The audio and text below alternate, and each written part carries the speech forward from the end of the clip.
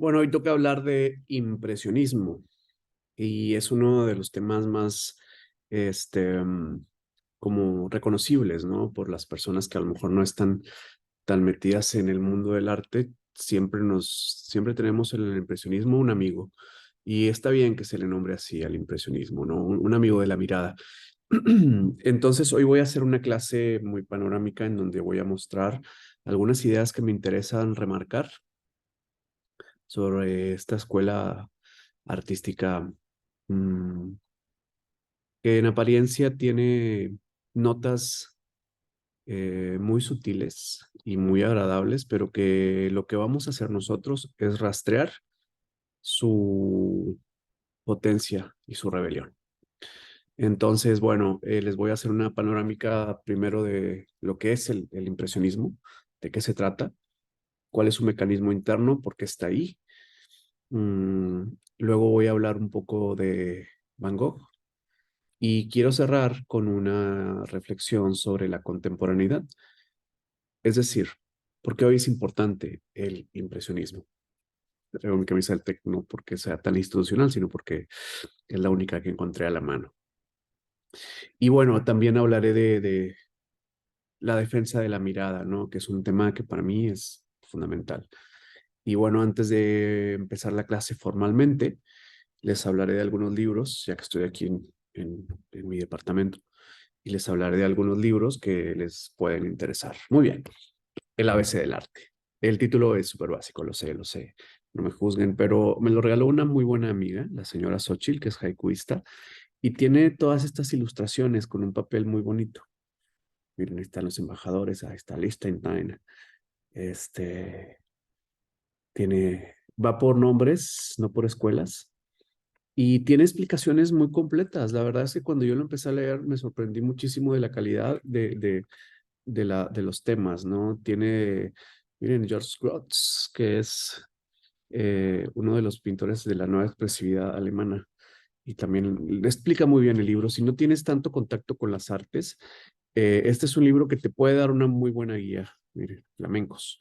Este, y te puede dar mucho panorama, te puede ayudar a generar como, además de curiosidad, un conocimiento muy mm, certero sobre algunos cuadros muy puntualmente, ¿no? Esto vamos a ver la próxima clase, vamos a ver realismo francés. Entonces, obviamente, pues yo lo tengo muy cerca porque cuando tengo que hacer una llamada y me dejan en espera, este es el libro y aprendes más en el tiempo muerto. Bien, entonces el ABC del arte. ¿Qué más? A los que son un poco más especialistas, porque también voy a mandar esta clase a la clase de Marco, El abuso de la belleza de Arthur Danto, donde hace una revisión muy poderosa de cómo la belleza ha ido dejando su lugar a otras jerarquías estéticas, ¿no? Y Danto, bueno, es un gran amante, metafóricamente, de Warhol y basa mucha de su teoría o la base de teoría es lo que generó Warhol en el mundo contemporáneo, pero para llegar ahí nos lleva a, pues, cómo la belleza fue cediendo su lugar estéticamente a otras cuestiones, ¿no? Como lo sublime. Bien, bueno, eh, ¿qué más estoy leyendo? Roberto Bolaño. Uno no lee a Roberto Bolaño, se intoxica de Roberto Bolaño. Es un cuentista muy inteligente, muy angustiado, tiene una forma de estructurar sus cuentos muy sorpresiva. Las historias son desgarradoras y profundamente latinoamericanas, es decir, este individuo contra la inmensidad. A veces la inmensidad es una enfermedad, a veces la inmensidad es un asesino, a veces la inmensidad es una pasión, pero creo que ese es el enclave de Roberto Bolaño, ¿no? Mi muy, muy querido Roberto Bolaño, lo aguanto poco, lo dejo, lo leo una semana y luego lo olvido durante meses y no me reclama. No es como Borges que te reclama porque no lo lees. Este sí, no este no, este te deja ser. Eh, de sus cuentos más lindos, pues son el cuento de Enrique Lin, ¿no? O toda la temática que tiene en el norte de México. Hay un cuento muy raro que se llama Gómez Palacios, que habla de una ciudad que se llama así en México. Y es desgarre, profundidad y desolación. Y bueno, pero siento que luego también hay algunos cuentos muy entrañables en donde hay cierta esperanza por lo que puede pasar en un instante, ¿no? Este instante que es muy poblado. Ayer leí esta parte en donde habla de su enfermedad, literatura, este, y igual enfermedad. Y habla de su enfermedad de Nietzsche, cómo la vería Nietzsche esta enfermedad, cómo la vería Kafka, cómo la vería Dionisios, cómo la vería Apolos. Y bueno, es un escritor muy inteligente, muy, muy inteligente. Creo que está sobrevalorado cuando hace novela, pero cuando hace cuento es un gran escritor. Muy bien, ¿qué tenemos? Me regalaron también esta de la Galería Nacional de Londres y tiene cuadros muy especiales. Tiene mucho Rembrandt y con curaduría. Esta curaduría es un poco más simple, a pesar de que tiene mucho palabrerío, pero el papel es espectacular. La obra, le hacen honor a la obra, lo cuidaron muy bien. Es un trabajo muy bien hecho y es un regalazo que me trajeron y que disfruto mucho y aparte cuando te lo regalan con cariño, pues más, ¿no? Entonces, bueno, como ven, estamos rodeados de arte. ¿Qué más estoy leyendo? El Estudio Escarlata de Arthur Conan Doyle. Este señor es un maestro de la narrativa. ¿Qué decimos cuando decimos eso? Bueno, que sabe contar una historia, que sabe llevar al espectador. Es un poco rígido también, porque bueno, como buen anglosajón, este, no cae en demasiados sitios grises como podría caer un Rulfo. Arthur Conan Doyle lleva al espectador a donde él quiere, siempre, siempre, siempre, siempre. Pero creó un personaje inconmensurable que es Sherlock, y este es el nacimiento de Sherlock.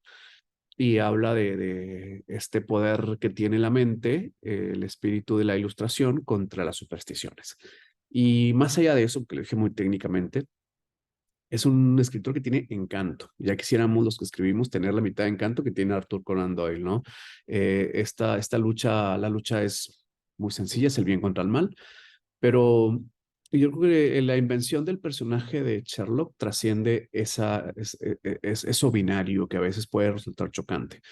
Porque pues claro, es un personaje, sus personajes buenos son muy buenos, sus personajes malos son muy malos.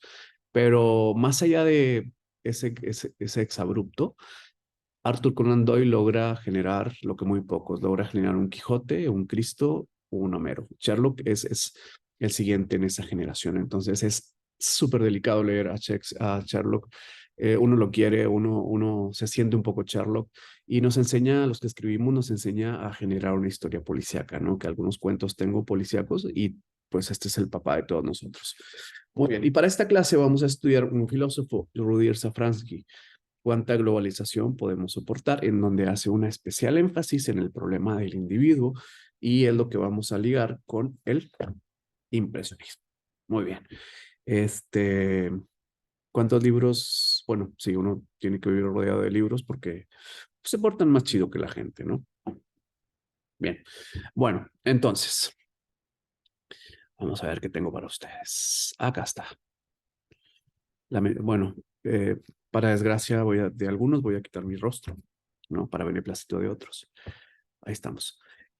Vamos a empezar por acá. Este es el siglo XIX. Tiene apetitos muy, muy especiales el siglo XIX, ¿no? Quiere razón, quiere vencer a la superstición, quiere realidad, quiere la gloria de lo humano, descree de lo metafísico, se ríe de lo trascendental, es apasionado, es maquinal, es industrial, es científico. Y entonces los grandes pensadores querían ir a la raíz. Vean que no quieren ir a la copa o a la trascendencia, quieren la raíz. Entonces, el siglo XIX nos habla de las fuentes de la creación en Occidente. Dejamos de beber de la fuente metafísica y empezamos a beber de lo humano, demasiado humano, ¿no? Y hay algunas tendencias que ya hemos revisado en clase, como el neoclásico o como lo que pretende Goya, que es muy, muy, muy especial. Y esta es otra, ¿no? Esta es una derivada ya muy decimonónica, ya muy afirmada en sí mismo, ¿no? Entonces, esto es el arte de apreciar las cosas hasta sus últimas consecuencias, ¿no? Y también de explorar los dilemas de la sociedad. Aquí se reinventan las artes hacia la lucha de clases y el peso de la existencia. Y en estos dos como grandes eh, avenidas que se abren, surge en medio el impresionismo, que no es tan angustiado como lo que vendría después en cuanto a la lucha del yo, y no se decide demasiado a hacer también lucha de clases, aunque tiene un poco más de esto. Entonces, el impresionismo pues tiene sus héroes. Este es Van Gogh, aunque él se le reconoce como post-impresionista. No vamos a meternos en esas cosas que solo le importan a enciclopedias muy gastadas. Vamos a ver otras cosas. Vamos a ver por qué esto tiene que seguir vivo en nuestra mirada y por qué nos importa hoy. ¿Va? Bueno, ¿qué demonios es el siglo XIX? Y aquí es donde vamos a estudiar arte. Y para eso se necesita paciencia, comprensión y espíritu aventurero, ¿ves? Y espíritu rebelde. Entonces, ¿qué ocurre en el siglo XIX? Que los artistas entienden algo muy especial, que el símbolo deja de ser evidente. Es decir, lo que se pierde en el arte del siglo XIX, y esto remárquenlo, pónganlo en negritas, escríbanlo, memorícenlo, es el siglo XIX pierde lo evidente, pierde la obviedad. El símbolo ya no es tan evidente. El artista ya hace un uso muy especial de la voz personal. Por eso se rompe la figura, por eso se experimenta de esta manera con los colores, por eso los planos son más cercanos y sobre todo que se le da un valor más especial a la voz personal que a la voz colectiva. Entonces es un siglo de mucha libertad personal. El artista no habla un lenguaje común, es un lingüista, hace su comunidad de lingüistas. No, esto de la voz personal solamente es para realmente los valientes, ¿no? El arte ya no se entiende tan espontáneamente, ya no hay estos juegos de bien y mal, de arriba a abajo, de poder y súbdito, de pecado y redención, de salvación y perdición, ya no están tan evidentes, ya no es tan reconocible para la masa.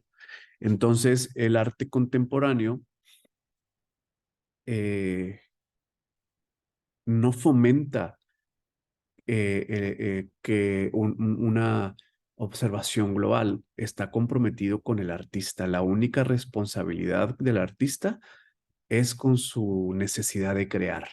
Nada más, entonces surgen propuestas muy innovadoras, inventivas, rebeldes, propias, voces propias, afirmadas, que ya no están para complacer o para cristalizar a una sociedad, están para empujarla. De hecho, el artista es un fugado, ya no vive en los centros, vive en las periferias, al menos estos artistas que vamos a estudiar.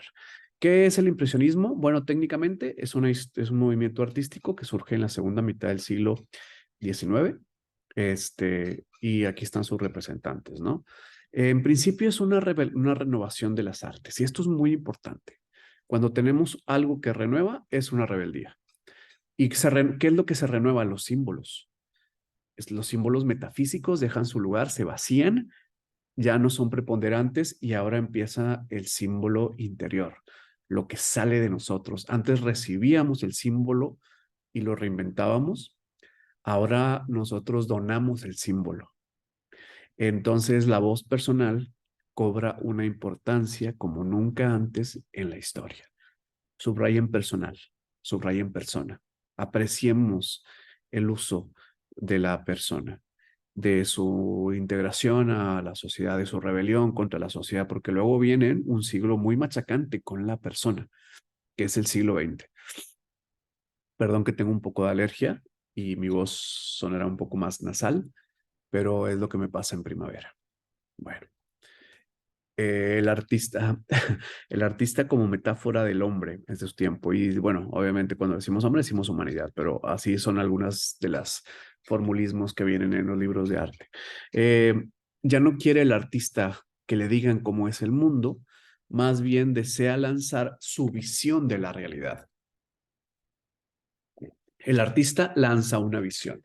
El artista, de él sale la visión. Ya no la recibe, ya no la ya no se le implantan, ahora es un poco más soberbio, quiere lanzarla. Bien, ¿qué hace el impresionismo? Hace algo muy extraño. Intenta atrapar el instante sin conocimiento y sin metafísica. Es un golpe. La realidad es un golpe. El instante puro, el instante como embriaguez, el instante como cuando despiertas de una siesta de siglos, el instante como lo ves cuando se te empieza a subir el alcohol, el instante como cuando regresas de un coma, el instante como cuando regresas o entras a un enamoramiento, el instante como fuerza, como plenitud, como una relación verdadera con las cosas, el instante libre de metafísica. Y aquí está su gran rebeldía, obviamente. Es el instante en su potencia, ¿no? En su fogonazo, ¿no? Lo primero que ves, imagínense que se despiertan de una siesta de siglos, ¿no? Que estuviste dormido 300 años y despiertas y lo ves todo entre borroso, pero sabes que hay una riqueza esperándote y estás solo por primera vez en un instante sin la colonización de lo divino. Eso tiene que ser poesía, ¿eh? Eso tiene que ser poesía. Entonces estos impresionistas capturaban cosas que a la gente le parecían indignas, ¿no? Y eso también es una rebeldía. El arte a partir de aquí va a empezar a subir al discurso lo que a la sociedad en su conjunto le parece indigno. Acuérdense que estaban acostumbrados a ver dioses, emperadores y poderosos, ¿no? Con Goya empiezan a ver otras cosas, ya está ahí en Velázquez también, pero esto ya es muy decidido, esto ya es muy evidente, ¿no? Ya estamos en el juego de ver a la sociedad. Y esto para el espectador de la época pues era muy contrastante. ¿Qué tiene de interesante ver un instante que yo también puedo ver o retratarlo? Bueno, es que el artista lo carga de una estética, el uso de los colores, de la expresión, el poder del instante, el poder de la mirada, el atrapar en gestos expresiones del espíritu humano sin la participación de los dioses, donde no hay colonización de lo divino. Eso es lo que intentaba, ¿no? Es hacerme digno y conectar con el aquí y el ahora. Muy poderoso. Entonces aquí tenemos algunos Renoirs, algunos Manet, algunos Monet, y esto es lo que pretende el impresionismo. Esta es la mirada impresionista, ¿no? El hacer una conexión a profundidad con el instante desnudo, ¿no? El preguntarnos, el impresionista te pregunta, puedes conectarte con tu aquí y con tu ahora, puedes apreciarlo, puedes abrirlo como si fuera un libro para saber lo que hay adentro del libro, hay que abrirlo y si no, no te enteras de nada. Y es lo mismo con el instante, es lo mismo con una persona, es lo mismo con el mundo, es lo mismo con una mirada, es lo mismo con una injusticia, es lo mismo con una narrativa. Entonces el espíritu del impresionismo está por todos lados. Hay que abrir para saber de qué se trata. Si no, esto te pasa y te pasa y te deja, ¿no? Y entonces toda realidad que se ignora prepara su venganza, dice por ahí un buen amigo mío. Entonces, bueno, ¿cuál es la idea más notoria? La apreciación de la realidad, la captación de la apariencia desde su primera impresión. El impresionista desea pintar lo que se veía de las cosas, no lo que se sabe de las cosas. Implica sensaciones y emociones, claro, están implicados, pero primero, primero conectamos con la realidad y luego generamos la emoción. Eh, en otras escuelas la emoción ya viene dada, ya viene donada desde la trascendencia, ¿no? Esta es una pintura de sacrificio, esta es una pintura de amor, esta es una pintura de lascivia, esta es una pintura de terror. No, acá no, acá tienes que encontrar el sentido emotivo, pero primero tienes que abrir la obra, ¿no? Tienes que saber que el instante está ahí, capturado en lo imposible. Entonces, esta idea sugiere pues que el artista es un artista ya moderno, es decir, queremos queremos que la realidad acontezca.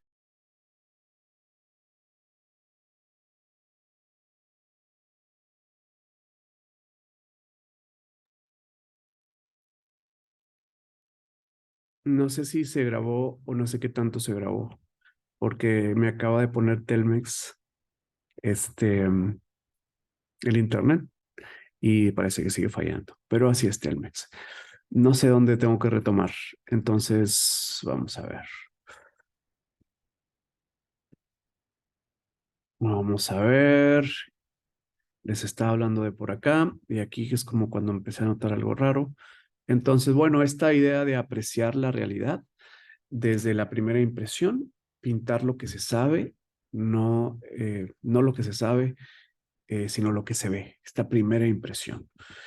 Y entonces, esta es la idea más notoria, ¿no? Hay estudios de la luz, es comprender la luz para eh, eh, hacernos dignos del instante desde una luz natural. Fíjense que no es luz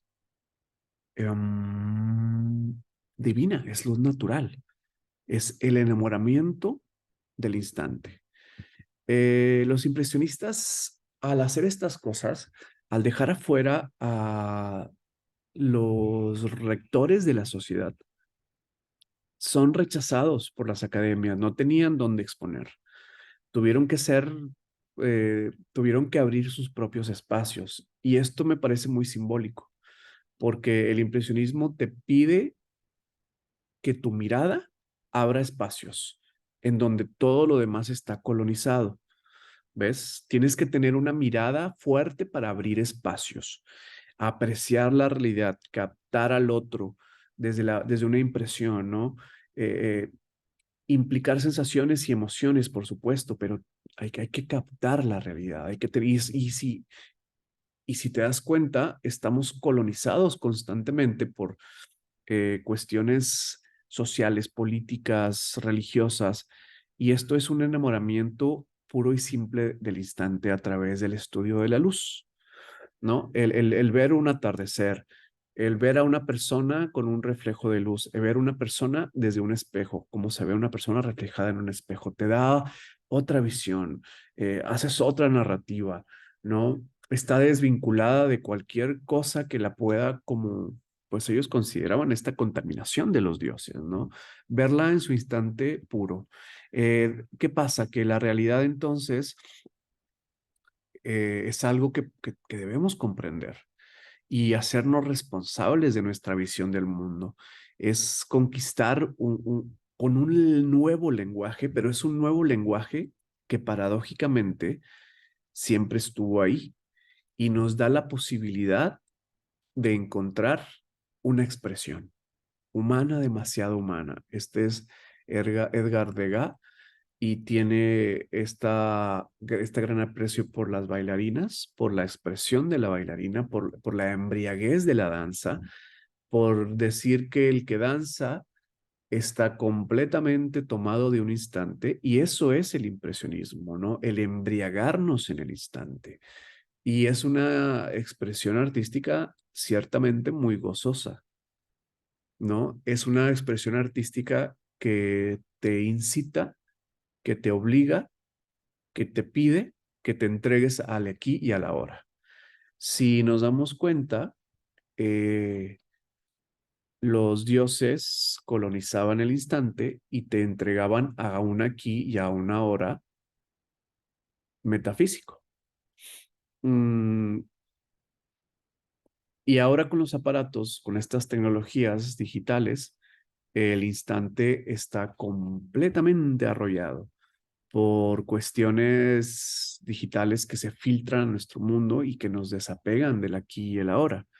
En este momento, yo estoy siendo un ser invasivo en tu aquí y en tu ahora, porque soy un holograma que está hablando este, en una clase, pero que no es parte integral, natural de tu aquí y tu ahora, ¿no? Bueno, pero así déjalo por el momento porque tengo que dar esta clase. Pero, ¿qué tanto se interpone el mundo que te llega a través del entramado digital cuando estás tomándote un buen drink con una persona que quieres? y entonces entran las flechas digitales y la otra persona se va anulando en favor de lo que no existe, de lo digital. ¿Qué tanto, qué tanto lo digital es parte de nuestra vida más que lo natural? Y esas son las cosas que, si bien no pudieron intuir los impresionistas, sí que siguen vigentes, ¿no? Este instante es un nuevo sitio para la embriaguez artística. Es un nuevo sitio de la serenidad que nos entrega un acercamiento de fuerza y plenitud con las cosas cercanas. Por tanto, una nueva forma de interpretar el mundo, ¿no? Después de siglos de metafísica. Entonces, este es el nacimiento de una nueva visión del mundo. Y para eso hay que tener un talento muy especial para capturar eso, para hacerlo nuestro. Es una nueva forma de belleza humilde y verdadera, ¿no? Eso es la belleza de la luz del campo, la belleza de la luz citadina, la belleza del atardecer, la tremenda potencia de un instante dado que es solamente para ti y que tienes que vivirlo y que puedes vivirlo plenamente. Pero hay gente que ya no puede vivir el instante, ¿no? Ya no está capacitada para atrapar un instante, ¿no? Y entonces te das cuenta que esto, para hacer esto se necesita un espíritu muy poético y todos tenemos un espíritu muy industrial. No me estoy enojando, pero es que cuando estoy aquí me gusta pegarle a mi escritorio. Bueno, entonces esto es. ¿Qué se tenía que hacer para hacer un impresionista? Hacer esto, miren, va a hacer esto. Dejar que no lo intenten en casa si no son poéticos, pero dejar que la luz entre un poco y que se descomponga, ¿no? Y esta parte, cuando se descompone la luz, es la primera impresión después de una siesta de siglos, ¿sí? Entonces, esto es el impresionismo, es dejar que así parpadear donde se rompe la luz, ahí empiezas a ser impresionista. Había un güey, no me acuerdo quién era, que así veía. Entonces decían, güey, ¿estás capacitado para ser impresionista? No, pues que así veo. Entonces tenía problemas, creo que se llama astigmatismo, no estoy seguro. Creo que era Gauguin. Entonces se descomponía la luz naturalmente, ya nació impresionista ese güey. Entonces, bueno, es esta relación que tenemos con la descomposición de la luz, con el instante, con la nueva interpretación del mundo, con aceptar el mundo sin dioses, que es muy poderoso. Quizá cada vez más lo vamos, pero aceptar el mundo sin internet, ahí te encargo, ¿eh? Ahí les encargo. No, yo estuve sin internet una semana y voy de hippie y me estaba muriendo, me quería morir directamente porque no podía avanzar en nada.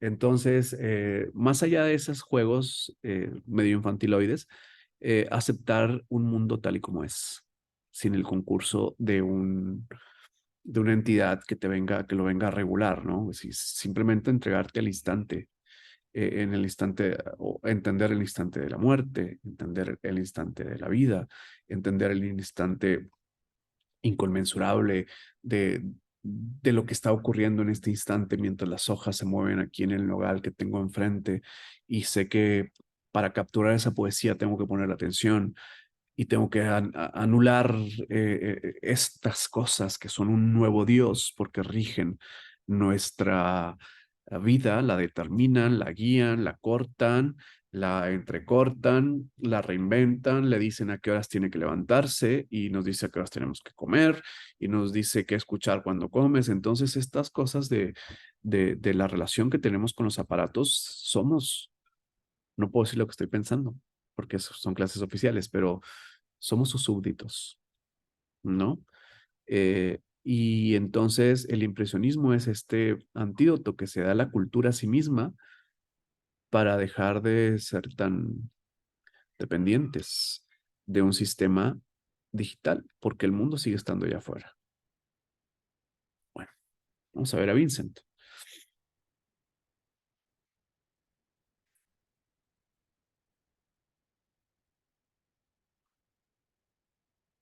La belleza rota de Vincent Van Gogh. Ya no me acuerdo por qué le puse así, pero seguramente ahorita recordaré.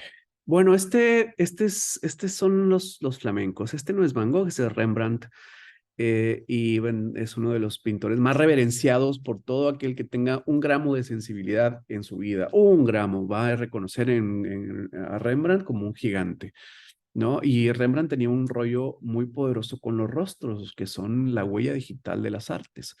Los que pintan es complicadísimo capturar una expresión, Es también complicadísimo encontrar los tonos correctos para la luz del instante y poner a jugar la vida con la luz. Y Rembrandt amaba a los rostros, ¿no? Le parecían lo humano de lo humano. Claro que esta luz que llega, esta luz Rembrandt, que es aquí esta mitad de la cara y este triangulito que se forma aquí, esto se llama luz Rembrandt, es una luz que viene de Dios. Más allá de que venga de Dios, también es una reflexión sobre los rostros en la humanidad, ¿no? Porque nos llevan a estados de tristeza, de éxtasis, de profunda meditación, de creatividad, del instante sagrado de la creatividad, de amor y erotismo, como aquí, o de incertidumbre como en esto. Entonces, capturar eso es una labor de genios. Y este es de donde bebe el gran, el único, el inconmensurable, Vicente, ¿no? Miren nomás qué guapo es Vicente. A mí se me hace un güey muy guapo. Vincent tiene algo que no tiene Rembrandt, ¿no? Tiene hambre. Este, era muy pobre. Y Rembrandt creo que fue pobre y rico, pobre y rico. Pero en Vincent, que quiere ser Rembrandt, se filtra inmediatamente el espíritu de la angustia. Y mientras que la belleza nos salva en Rembrandt, aquí la belleza nos hunde. Fíjense nada más es una báscula, una basculación el arte, ¿no? Aquí todo está contaminado de adentro, aquí todo está contaminado de afuera. O sea, todo viene de afuera y la luz nos da una donación del sentimiento. Y aquí no, aquí el sentimiento surge de las profundidades de Vincent Van Gogh. Entonces, si queremos tanto a Vincent, no es exclusivamente porque nos regocija la mirada, no, no, no, no, no, no, eso es para fresas. Es una reflexión muy poderosa sobre los efectos de la angustia en la realidad, ¿no? Semamut directamente. Entonces, Vincent rompe la belleza. Van Gogh la encumbra. Vicente la rompe, la despedaza. Se me está antojando tomarme un drink, pero no lo voy a hacer por respeto a la camisa que traigo puesta. Pero ya me dieron ganas para seguir bien con la clase y para que se me quite esta sinusitis y esta alergia horrible. Eh, Vincent rompe la belleza y es solamente el primer instante porque los colores nos atraen, la potencia del rostro también, pero no es a donde quiere que lleguemos. Él quiere decirte que lo de adentro puede interferir lo de afuera. Y ahí ya las artes dieron un volteón bien fuerte. Entonces, Vincent hace del arte una forma de reflexión interior que no estaba tan considerada anteriormente. Si entramos a estos sitios es primero porque rompemos el principio de belleza per se y los pescadores que están acá están trabajando, están luchando por la vida, están extrayendo su digamos, pues, el trabajo diario, ¿no? La lucha por la vida. Pero Vincent no quiere que los veamos a ellos. Eso es el realismo social. Vincent quiere que los veamos desde adentro de Vincent. Haz de cuenta que nos mete una cámara de cine y estamos viendo desde adentro de Vincent, ¿no? Y eso tendría que ser muy personal y muy íntimo, salvo que es un genio y lo que se nos está diciendo es que la belleza se puede romper, ¿no? Y eso ya es universal. Entonces los objetivos estéticos están humedecidos, están macerados por el alma angustiada de Vincent Van Gogh, en donde la belleza solamente es un momento. Y desde este momento arrollador, entendemos que la vida tiene matices oscuros, claroscuros, de tremenda conmoción y de tremenda sutileza. Y mientras acompañamos a los pescadores en su camino por la vida, también podemos entender que la vida que vemos allá afuera está totalmente atrapada por la vida que tenemos adentro. Y es bien poderosa esta idea. Vincent también tiene estas cosas que tenía Rembrandt, ¿no? Una reflexión en la clase popular. Esta es una de las pinturas más famosas de él que se llama Las botas del campesino. Y hay estudios muy bonitos sobre esto, ¿no? ¿Por qué era importante? ¿Por qué estas botas de campesino ocupan lugares en museos junto con emperadores, reyes y santos? Porque ya es una reflexión diferente que nos hace, que sube a una clase social a las alturas del arte, ¿no? Entonces, ¿qué ocurre? Que han escrito que vemos sin ver. Entonces, al ver las botas, podemos ver unas botas como un producto.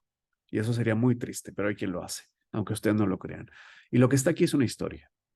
Aquí está estas botas que le sacaron a la tierra el trigo, ¿no? Que anduvieron por barrizales y por la Europa congelada, en donde se tiene que abrir la tierra con todo el esfuerzo y los campesinos participan de este sacarle jugo, el jugo vital, sacarlo del fondo de la tierra y procurar que los demás se puedan alimentar. Entonces no se está viendo un objeto, se está viendo una potencia. ¿No? Y esto lo hace, esto lo hace el impresionismo quizá mejor que los demás. En las botas del campesino está la potencia de la lucha por la vida. En esta escena de La Noche Estrellada, que es hipnótico, claro que estamos viendo nuevamente desde los ojos de un artista, ¿no? Te atreves a ver la vida desde la honestidad de lo que estás viviendo o siempre vas a estar en continua fuga. Entonces, estas ideas de Van Gogh, este juego de luces y sombras y colores e impresiones ya casi, ya un poco más alucinantes, ¿no? Ya yéndose a los terrenos del simbolismo que entra en la mirada del espectador. Y en principio el espectador común quizá podría parecerle como símbolos muy seguros, ¿no? Casas, lunas y árboles. Y mm, estrellas que rompen la noche. Muy bien, y el espectador ama a Van Gogh quizá porque se siente seguro simbólicamente. Recuerden que es un siglo donde los símbolos son muy duros con el espectador, a veces hasta refractarios. Y aquí el espectador que no se quiere esforzar se siente seguro. Entiendo que hay una casa, entiendo que hay una luna, entiendo que hay un árbol y que todo está arreglado con la mente de un genio, pero estamos viendo angustia, estamos viendo desolación, estamos meditando sobre la soledad, estamos encontrando que incluso en estos momentos más ácidos hay un como un haz de belleza que atraviesa el instante y entonces es una danza perfecta entre lo bello y lo angustiante, ¿no? Es un equilibrio poderoso entre la desolación y la elevación. Son, son sabores muy difíciles de combinar, pero el arte puede hacerlo. Es un encuentro perfecto, un equilibrio perfecto, o quizá imperfecto, entre la locura y la lucidez, ¿no? En cómo la realidad se empieza a dislocar en la mente de Vincent y también está arraigado. Y entonces entramos en un tránsito y en un vaivén y en una danza y en un entrar y salir, pero si nos quedamos solamente complacidos porque entendemos tres símbolos, esto no es para nosotros y vayamos todos a comprar un Starbucks, que es donde debemos estar si hacemos eso. Pero podemos escuchar esta danza de locos entre la angustia y la elevación. Y entonces podemos continuar con nuestra vida entendiendo que tendremos momentos así. Esta es una de las pinturas que a mí más me gusta de Vincent. Es Los comedores de papas. Y me gusta porque soy mexicano, como dice Guillermo el Toro, ¿no? Y porque reconozco muchas de estas escenas en el cine mexicano. En la pertinencia y la potencia del quien lucha por la vida. Vamos a quitarle clases de quien lucha por la vida. Entonces, eso es uno de los pocos cuadros que yo creo que se pueden escuchar, porque si ustedes y yo hacemos este ejercicio y vemos cómo la abuela sirve el café, podemos escuchar cómo el café rompe el silencio y ese sonido de llenador, ese sonido dador de vida, eh, rige sobre toda la atmósfera. Podemos ver que todo el mundo se está nutriendo entre sí.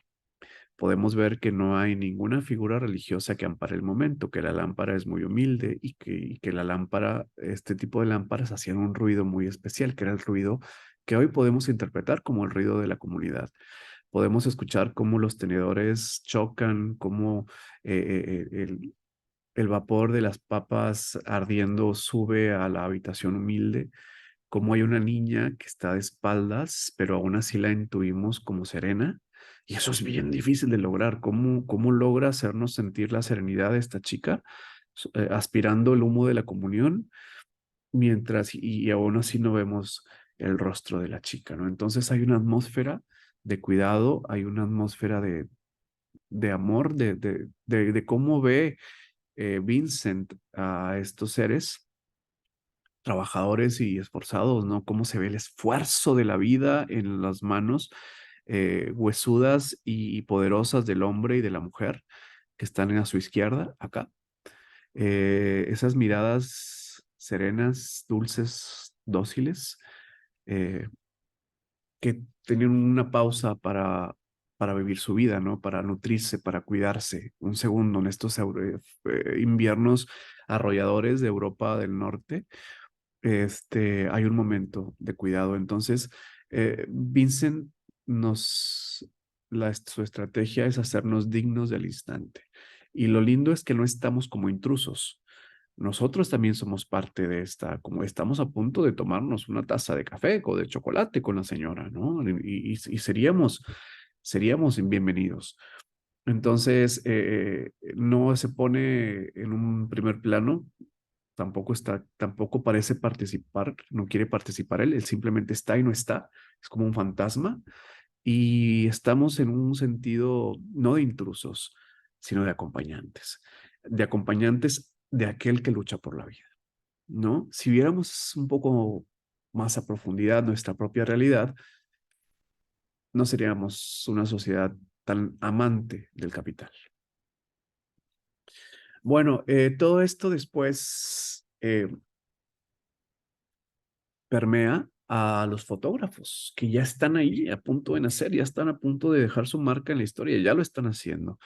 Este fotógrafo, Actet, me parece que se llama, es uno de los primeros fotógrafos franceses que son conocidos hasta hoy, pues descienden de lo que dejó el impresionismo, ¿no? De capturar el instante.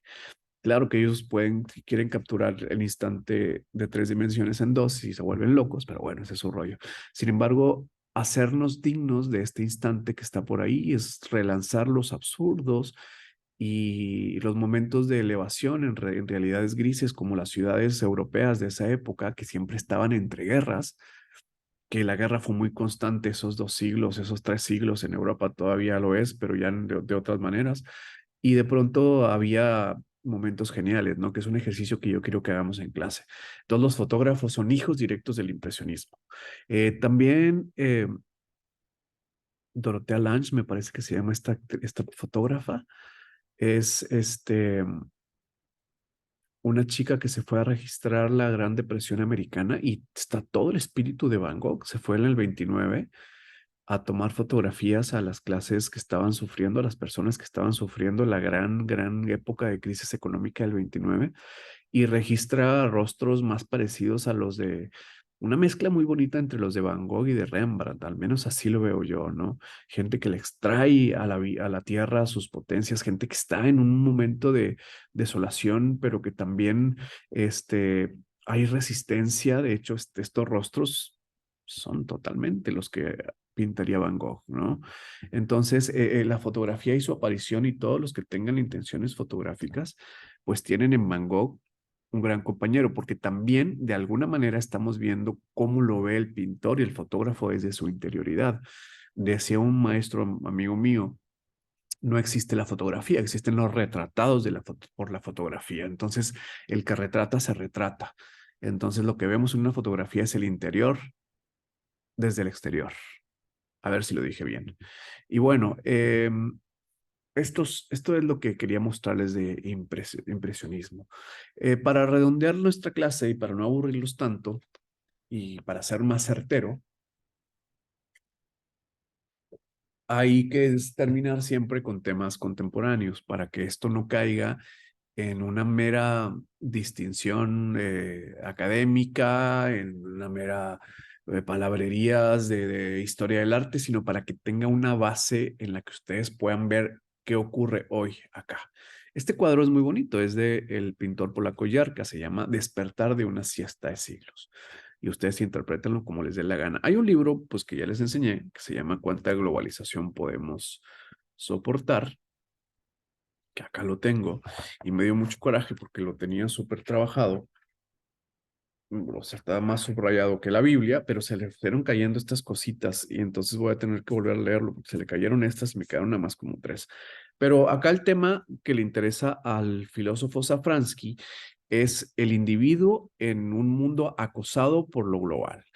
Entonces, lo que a donde quiero llevarlos es a esta defensa del individuo, que era una defensa pues eh, muy del siglo XIX, ¿no? Esa defensa de la mirada, esa defensa del instante en un sitio donde el instante está vulnerado y está acosado por todos lados. Vamos a ver de qué se trata su teoría.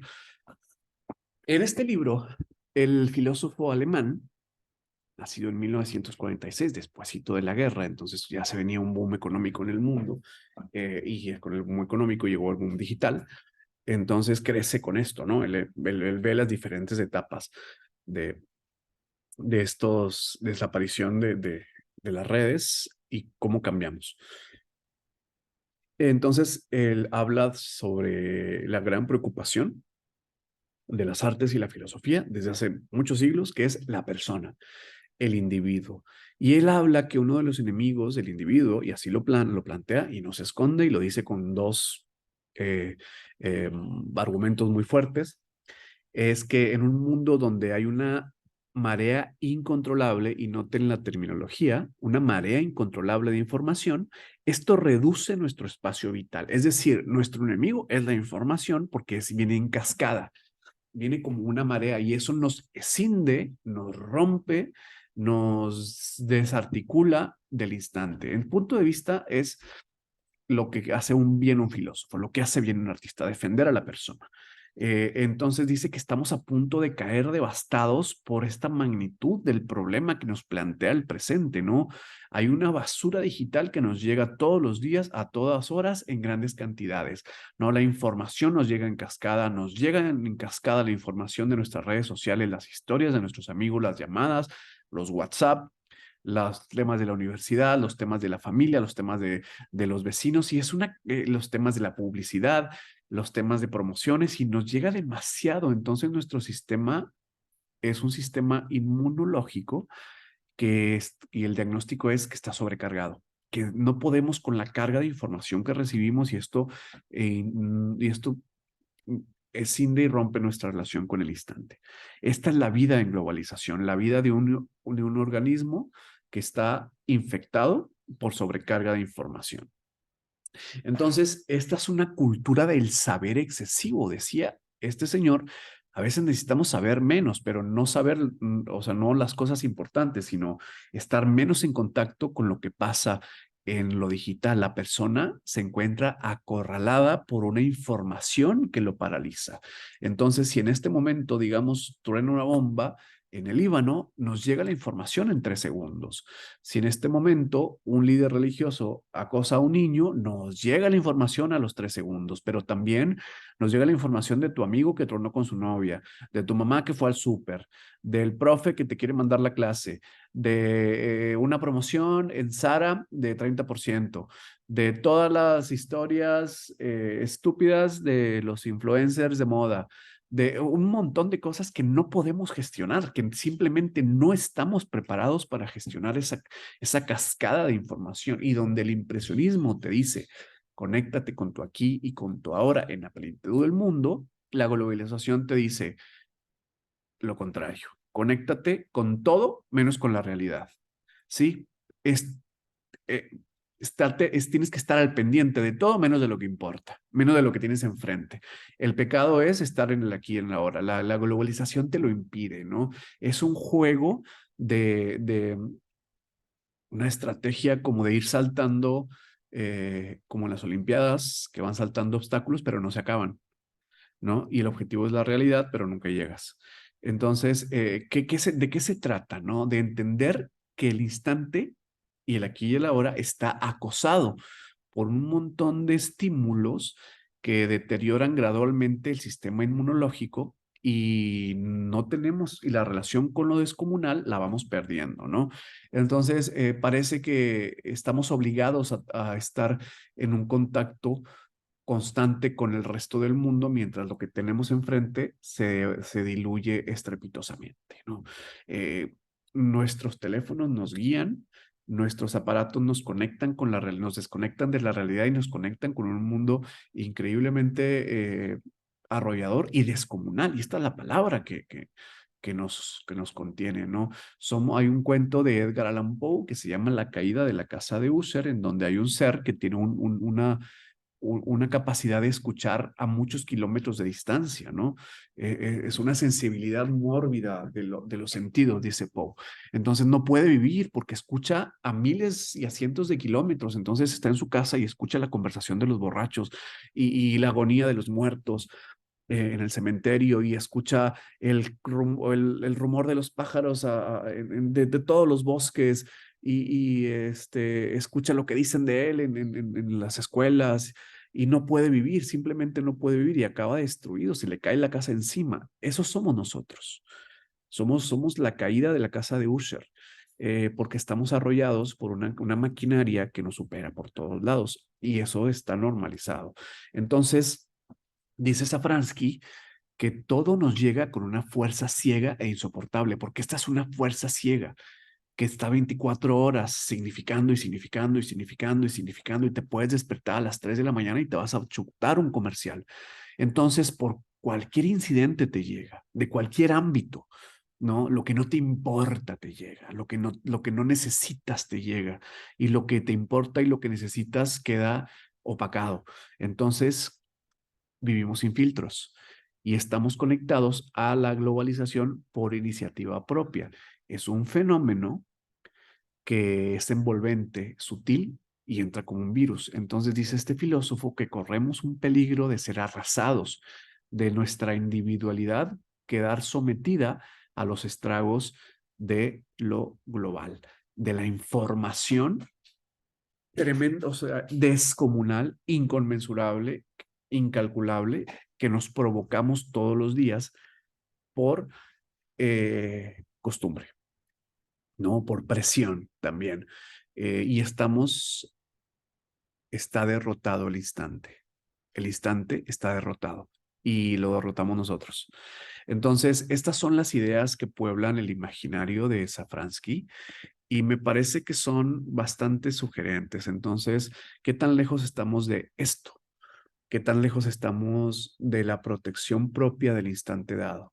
Muy lejos. Entonces, para mí, esto es un antídoto que la misma sociedad se, se dio hace años, ¿no? Esto parece que los impresionistas intuyeron que venía esta cascada descomunal de información y encontramos un pequeño refugio en donde guarnecernos de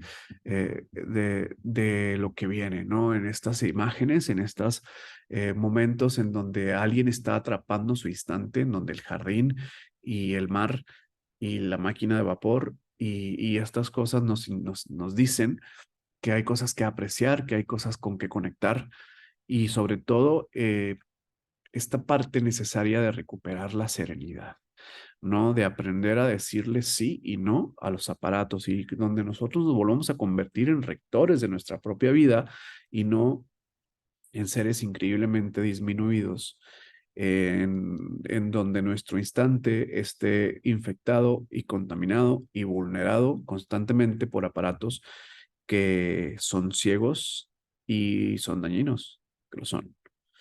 Entonces, bueno, esta fue su clase de hoy. En las clases online intento no tomar toda la hora porque nada, sería insoportable y yo sería parte de este problema, pero creo que he tocado los puntos necesarios para que ustedes tengan un entendimiento de lo que se trata el impresionismo, de quién fue Van Gogh en un nivel ya un poco más distinto a lo que se hace comúnmente, y una salida contemporánea, lo cual me parece que ya es una clase suficiente, ¿no? No soy de los que crean que se tiene que estar haciendo un uso de las horas de clase eh, sistemáticamente cuando se tocan los puntos válidos y necesarios y sobre todo que estamos en un aparato, creo que con está bien con esto. ¿Cuánta globalización podemos soportar? Lo he visto por ahí en Gandhi. Es un librito que se lo echan en un fin de semana. Tiene capítulos muy padres, se los voy a leer.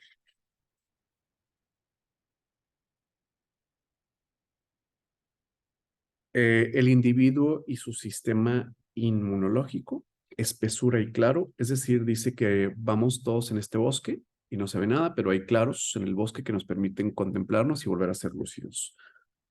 Fuegos fatuos del claro quiere decir que hay cosas que parecen que nos iluminan, pero nada más nos están oscureciendo.